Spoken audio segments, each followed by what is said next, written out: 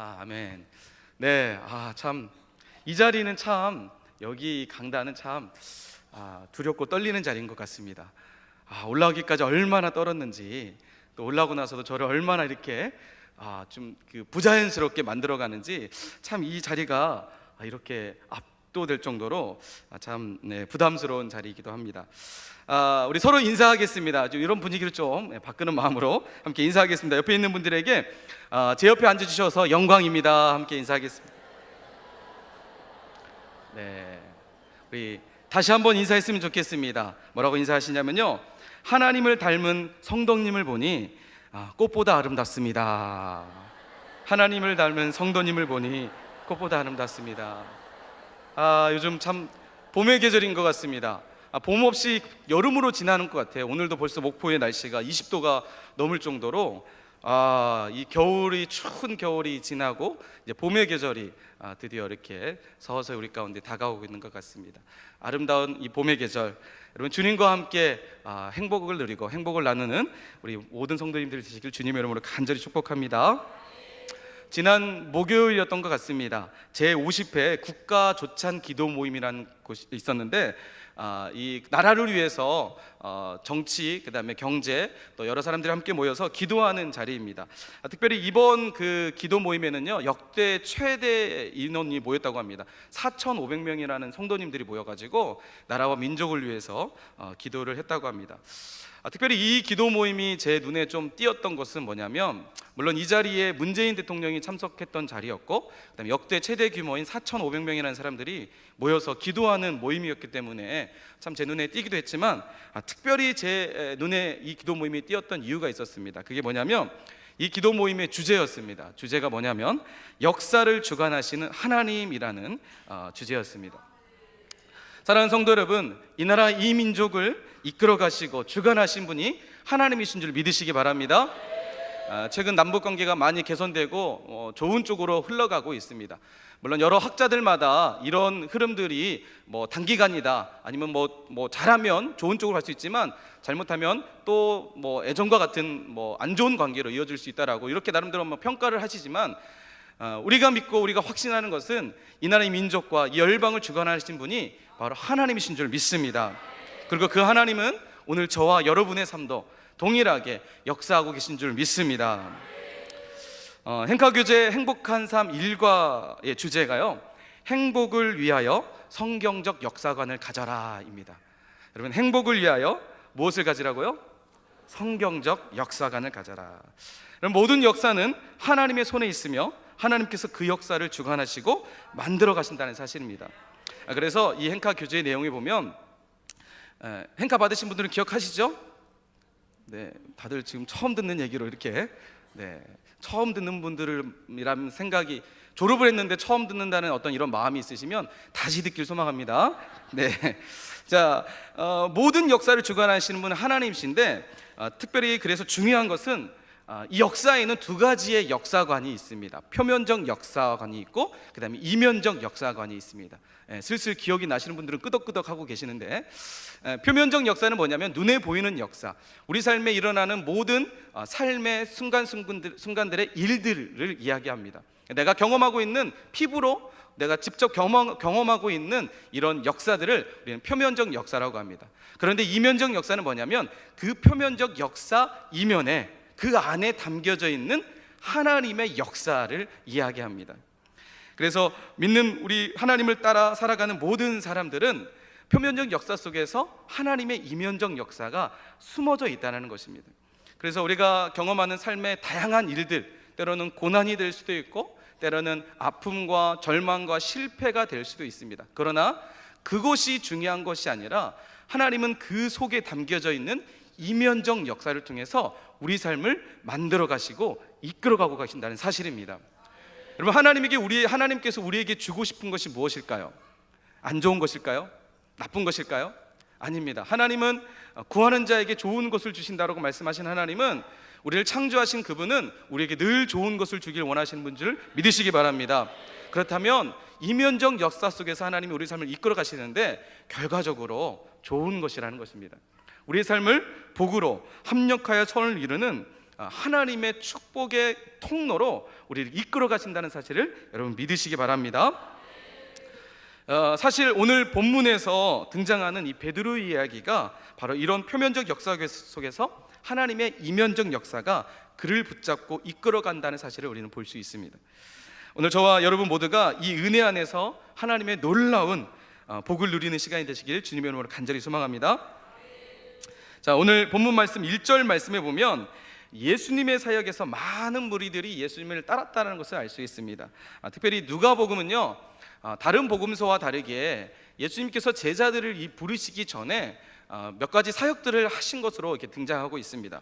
그래서 많은 사람들이 예수님의 말씀을 들으려고 찾아오게 됐고, 많은 병든 자들과 귀신 들린 자들이 예수님께 찾아와서 고침을 받으려고 사람들이 몰려들기 시작합니다. 많은 사람들이 예수님께로 다가오니까 오늘 본문에도 말한 것처럼 1절에서 보는 것처럼 무리가 몰려와서 하나님 말씀을 들을세. 그래서 많은 무리가 예수님께로 다가오자 예수님께서 그 많은 사람들에게 하나님의 말씀을 전하기 위해서 이제 한 가지의 방법을 택하게 됩니다. 마침 예수님이 계셨던 그 장소가 성경에서 보면 게네사렛 호숫가입니다. 우리가 아는 갈릴리 호숫가입니다.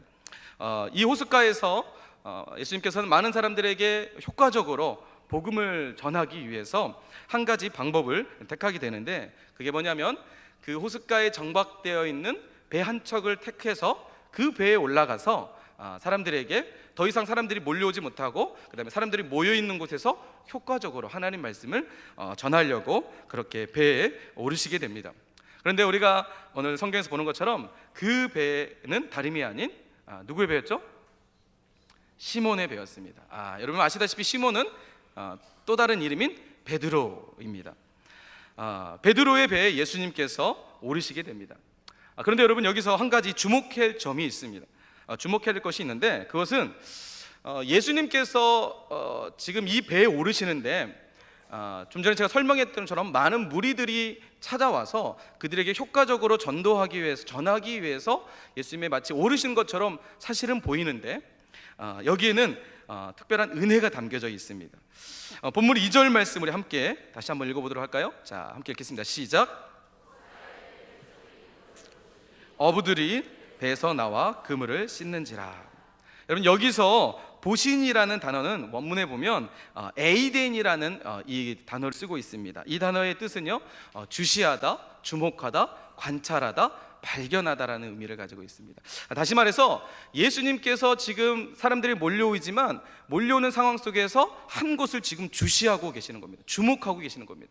그것은 본문에서 말처럼 두 척의 배이지만 사실은 두 척의 배가 아니라 그 배에서 내려서 그물을 싣고 있는 이 어부들에게 주님께서는 주목하고 계셨다는 사실입니다. 그 어부들은 다름이 아닌 우리가 알듯이 베드로, 야고보, 요한, 안드레였다는 사실입니다. 사랑하는 성도 여러분, 우리 하나님은 어떤 분이실까요? 하나님은 언제나 우리에게 먼저 다가오시는 분이신 줄 여러분 믿으시기 바랍니다. 그리고요, 우리를 주목하십니다. 우리를 주시하시고 우리에게 늘 관심을 갖고 계신다는 사실을 여러분 믿으시기 바랍니다. 물론 여러분 이 말씀이 오해가 되지 않았으면 좋겠습니다. 하나님 우리를 주시하시고 주목하시고 이런 단어가 마치 하나님이 감시자처럼, 감독자처럼 잘하는 거 보자, 네가 정말 말씀대로 사는가 내가 한번 보겠다, 이런 관점이 아니라 마치 갓난아이가 이제 걸음마를 갓 뗀 아이가 갸우뚱 걸어갈 때에 그 부모가 그 아이를 바라보는 시선을 의미합니다. 아이가 넘어질까? 아이가 넘어질 때 바로 즉시 다가가서 아이를 일으켜주고 세워주고 하시는 그 의미를 담고 있습니다. 우리 하나님은 우리에게 늘 관심을 갖고 있습니다. 때로는 내가 혼자 있는 것처럼 느껴질 때가 있습니다. 아무도 나를 도울 수 없다라고 그렇게 낙심될 때가 있을 때도 있습니다. 그러나 중요한 것은 우리 하나님은 결코 우리를 떠나지 않으시고 언제나 우리에게 관심을 갖고 우리를 바라보고 계신 줄 믿으시기 바랍니다. 이처럼 예수님은 많은 무리들 속에서 베드로와 그의 형제들을 주목하여 그 배에 오르시게 됩니다. 그리고 예수님은 먼저 사람들에게 하나님의 말씀을 전하게 됩니다.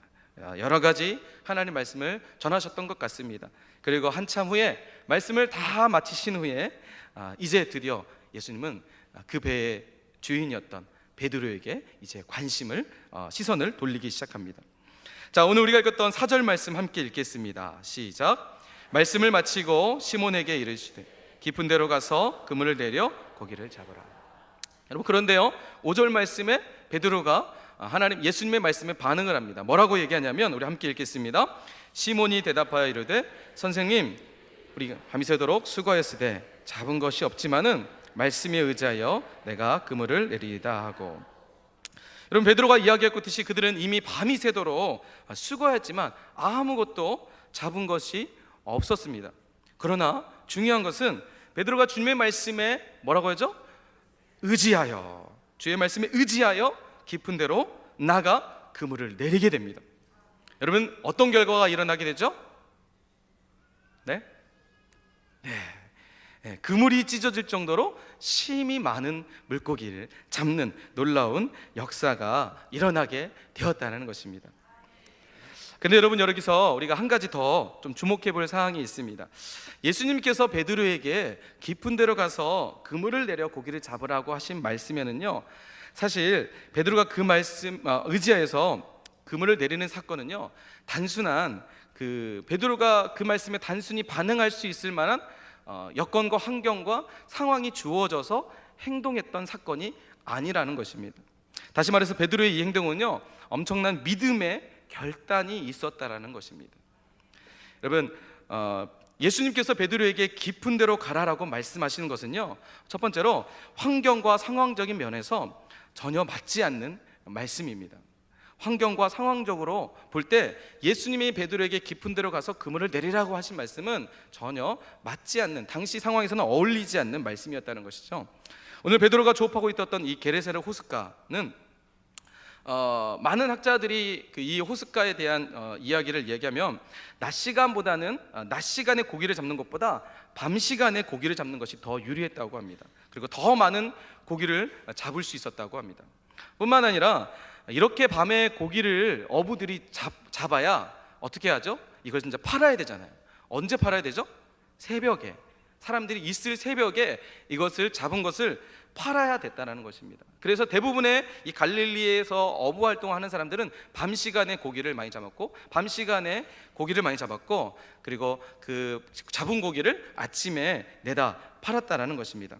그런데 오늘 본문에서 우리가 알 수 있듯이 베드로가 5절 말씀에 밤이 새도록 수고했다라고 얘기하고 있습니다.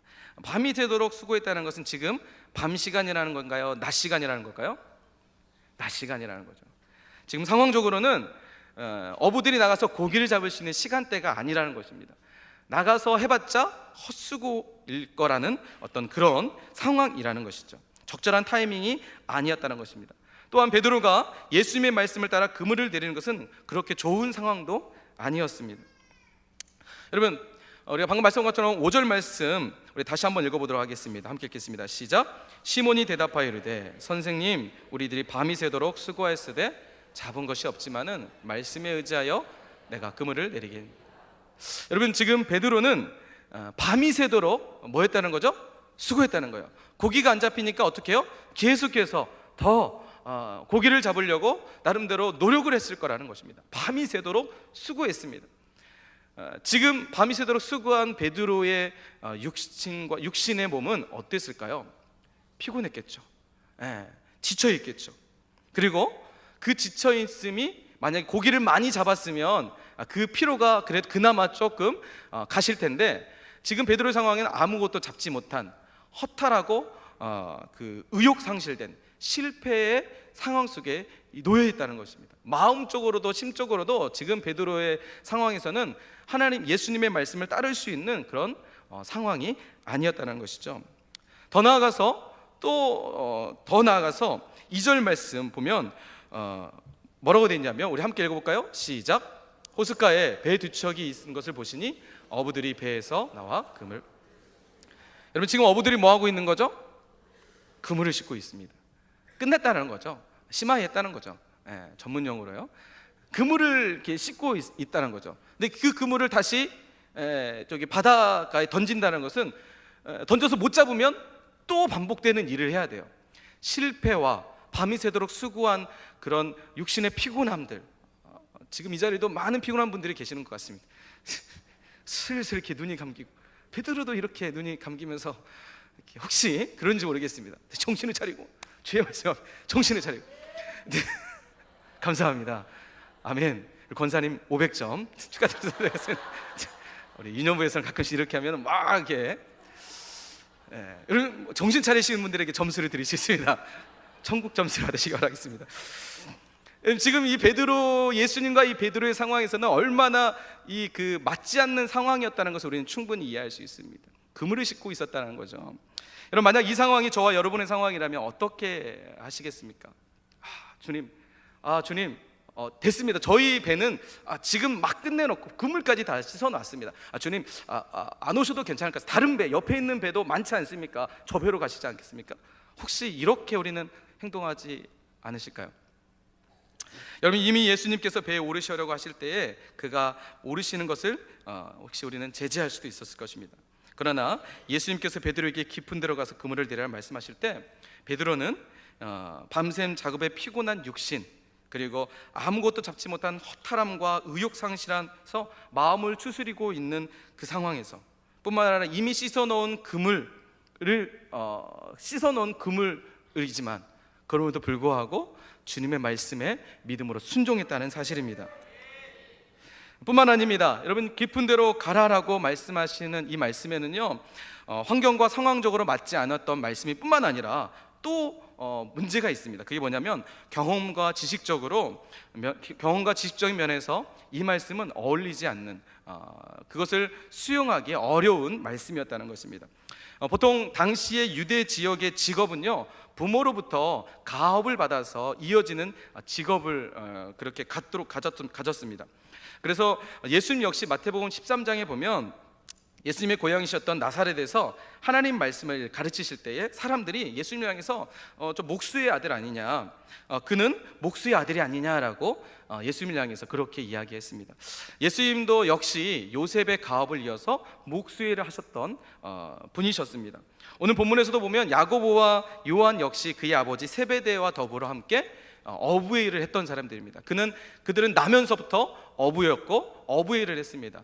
물론 베드로 역시 성경에서는 그가 가업을 이어받아서 어부의 일을 했다라는 기록은 없지만 충분히 이 동업자들로서 함께 일을 했던 것으로 봤을 때 베드로 역시 그 갈릴리 지역에서 어부의 일을 했던 것으로 보여집니다.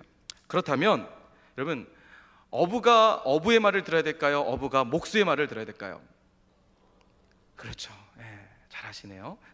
자, 그런데 지금 예수님은 베드로에게 뭐라고 말하냐면 깊은 데로 가서 그물을 내리라.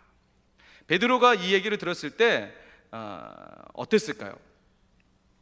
여러분, 어부로서 자기는 여기서부터 나면서부터 어부일을 해서 자기는 여기에 모든 지리와 환경과 상황을 누구보다도 잘 알고 있는 사람이었습니다.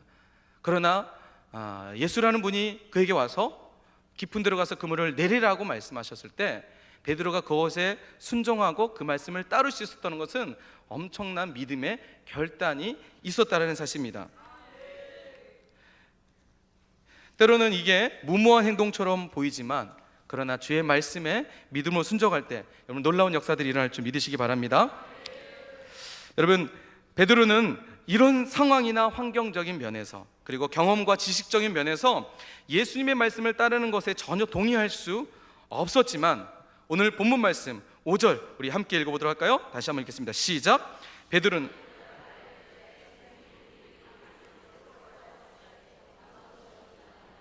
말씀에 의지하여 내가 그물을 내리이다 하고. 아멘. 여러분, 특별히 말씀에 의지하여라는 이 말은요, 원문 성경에 지각하면 이렇게 말합니다. 그럼에도 불구하고. 다시 따라하실까요? 그럼에도 불구하고 당신의 말씀에 의지하여. 여러분, 그럼에도 불구하고 당신의 말씀에 의지하여. 지금 제 상황과 환경과 지식과 경험 있지만 하나님, 주님, 제가 이 모든 거 내려놓고 그럼에도 불구하고 내가 당신의 말씀에 의지하여 그물을 내리겠습니다. 여러분, 오늘 이 고백이 우리의 고백이 되기를 소망합니다. 지금 베드로 사랑하는 성도 여러분, 이게 바로 하나님께서 기뻐하시는 순종인 줄 믿으시기 바랍니다. 하나님이 기뻐하시는 순종이란 내 경험과 지식이 동의되어만 순종하는 것이 아니라 때로는 내 경험과 지식이 동의되지 않아도 순종하는 것입니다. 내 환경과 여건이 허락될 때만 순종하는 것이 아니라 내 상황과 환경과 여건이 허락되지 않아도 주님의 말씀이라면 그럼에도 불구하고 순종하는 것이 여러분 하나님이 기뻐하시는 순종인 줄 믿으시기 바랍니다. 사랑하는 성도 여러분, 그럼에도 불구하고 믿음으로 순종할 수 있는 믿음의 결단이 오늘 저와 여러분에게 있길 주님의 이름으로 간절히 소망합니다. 여러분, 이처럼 베드로가 주의 말씀에 그럼에도 불구하고 순종하게 됩니다. 여러분, 순종할 때 어떤 일이 벌어지게 될까요? 순종할 때 어떤 기적이 일어나게 될까요? 자, 우리 6절 말씀 함께 읽겠습니다. 함께 읽습니다. 시작. 그렇게 하니 고기를 잡은 것이 심히 많아 그물이 여러분, 오늘 이 기적의 주인공이 저와 여러분이 되시길 소망합니다. 어떻게 됐다고요? 그렇게 하니 고기를 잡으니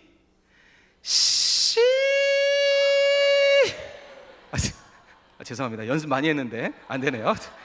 아직 스킬이 부족한 것 같습니다. 고기를 잡으니 심히 많아 그물이 찢어지게 됐습니다.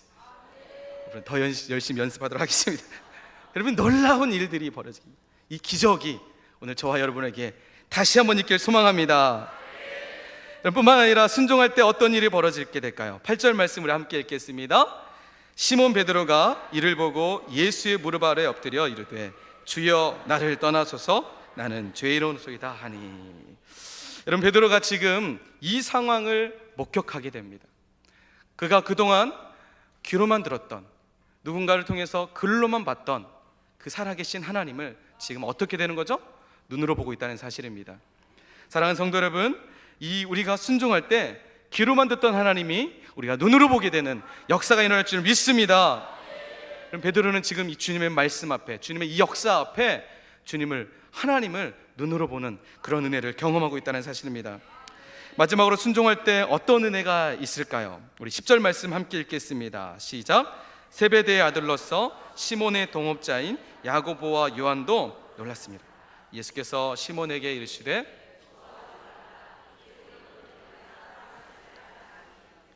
여러분, 주님을 만나기 전에 베드로는 어떤 사람이었죠? 어부였습니다. 물고기를 잡는 한낱 무명의 사람이었고 아무도 알아주지 않는, 아무도 그를 기억하지 않는 한 명의 어부에 불과했습니다. 그러나 말씀의 자리로 나아갈 때, 그러나 순종과 결단의 자리로 나아갈 때 주님은 그를 사람을 낚는 어부로 세워줬다는 사실을 여러분 믿으시기 바랍니다. 여러분, 사실 처음 예수님께서 베드로와 그 세 명의 제자들에게 주목하신 이유가 있습니다. 좀 전에 사람들이 몰려올 때에 예수님께서 보시니, 주목하시니, 그를 주시하시니, 여러분 그 이유가 있다라는 것입니다. 그들에게 다가오신 진짜 이유가 있다라는 것입니다. 예수님은 그들이 밤이 새도록 아무것도 잡지 못해 실패와 절망의 자리에 앉아서 힘겹게 그물을 싣고 있는 소망을 잃어버린, 어떻게 보면 표면적 역사 속에 소망을 잃어버린 그들을 주님께서 보셨다는 것입니다. 실패의 자리에 있던 그들, 절망과 아무것도 잡지 못해서 그날 하루를 고민해야 되고 가족을 돌봐야 되는 그 상황 속에서 잡은 것이 없어서 어떻게 집에 들어가야 될지, 이런 고민과 실패의 자리에 있던 그들을 주님께서 주목하셔서 표면적 역사 속에서 하나님의 이면적 역사, 그들의 열방의 복덩어리로 세워가시는 하나님의 놀라운 주목하심이 여러분 있은 줄 믿으시기 바랍니다. 여러분, 그들을 향한 예수님의 진짜 마음은 실패와 절망의 자리에서 소망을 잃어버린 그들을 일으켜 세워 다시 소망의 자리로, 열방의 복덩어리로 세우시기 원하셨다는 것입니다. 처음 주님께서 그들을 주목하셨을 때 주님의 마음은 그 마음이었다는 거죠. 그들을 제자로 세워서 나를 위해서, 나의 어떤 수족처럼 내가 세워서 나를 위해서 이용할 목적으로 그들을 부르시고 그들에게 찾아가신 것이 아니라, 사실 주님은 실패의 자리에 있었던 그들, 절망과 슬픔 속에서 있던 그들을 세워주시기 위해서, 일으켜주시기 위해서, 절망과 좌절에서 소망과 희망으로 그들을 세워주시기 위해서 주님이 다가오셨다는 사실입니다. 오늘 그 주님은 동일하게 우리에게 찾아오신 줄 여러분 믿으시기 바랍니다. 그 주님은 오늘 우리에게 말씀하십니다. 그리고 다가오십니다. 너도 동일하게 내가 너를 일으켜 주기를 원한다. 내가 너를 일으켜 세워주기를 원한다. 여러분, 우리를 다시 일으켜 세워주시기 위해서 주님은 우리에게 찾아오십니다. 혹시 여러분 실패와 절망 속에서 희망과 소망을 잃어버리고 그렇게 살아가고 계시는 성도님들이 계십니까? 그리고 아픔과 허탈함 속에서 아무도 나를 도울 수 없다라고 좌절하며 혹시 그렇게 살아가고 계시는 성도님들이 계십니까? 오늘 이 말씀을 통해서 우리가 큰 위로의 시간들이 됐으면 좋겠습니다. 우리 하나님 오늘도 우리에게 주목하시고 다가오시고 너를 일으켜 세워서 기적의 주인공으로 하나님을 눈으로 보고 은혜로 그리고 우리의 삶에 역전시키시는 하나님의 놀라운 은혜가 우리 가운데 있는 줄 믿습니다. 사랑하는 성도 여러분, 행복을 나누는 사람들의 봄축제가 시작됐습니다. 오늘 주님은 우리에게 깊은 데로 가라고 말씀하십니다. 믿지 않는 가족에게로, 그리고 믿지 않는 직장 동료들에게로, 그리고 믿지 않는 이웃들에게로, 때로는 믿지 않는 나의 학교의 친구들에게로 주님께서 깊은 곳으로 가라고 말씀하십니다. 무엇 때문일까요? 왜 우리를 주님께서 그곳으로 부르시고 그곳으로 가라고 말씀하실까요? 여러분, 오늘 베드로의 이야기가 바로 이 이야기입니다. 깊은 곳으로 가서 그물을 내려봐. 내가 너와 그들의 기쁨이 되어줄게. 내가 너와 그들의 소망이 되어줄게. 내가 너와 그들을 열방의 복덩어리로 세워줄게. 오늘 주님의 이 마음을 우리가 붙잡길 소망합니다. 우리에게 행복을 나누라고 말씀하신 주님은 누군가를 불러서 교회를 세우고 교회 사람을 많게 하기 위해서가 아니라 우리에게 열방의 복덩어리로 세워주시기 위해서 원하십니다. 사람을 낚는 어부로 우리를 삼아주시기 위해서라는 사실을 여러분 믿으시기 바랍니다. 오늘 말씀 붙잡고 우리가 믿음으로 나아가길 소망합니다. 우리 이 찬양 함께 하시면서 믿음에 결단하는 시간이 되었으면 좋겠습니다. 전능하신 나의 주 하나님 함께 찬양하시겠습니다.